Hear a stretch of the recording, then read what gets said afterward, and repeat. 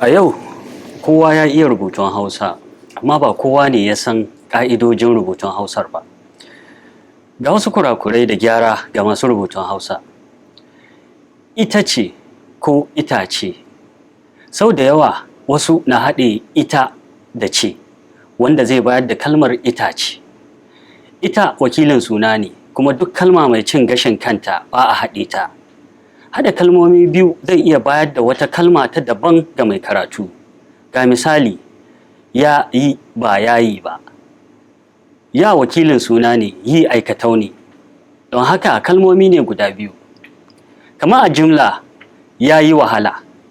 Maimakon haɗewa, ya yi wahala. Haka ma, ba'a maimakon ba'a. Babu alhamza wurin rubuta ba da a, sai idan ana son a rubuta ba'a, wato ta muzantawa. Ba da a duka zaman kansu suke, kamar a ce ba a yin fitsari a nan. Za a yi amfani da alhamza idan ana son a ce an haramta yin ba'a.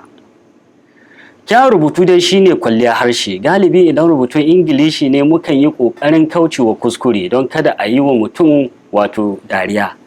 Amma kuma kwaɓar da ake yi a rubutun Hausa ta wuce misali, ba kowa ne ya damu da ƙa'idojin rubutun ba.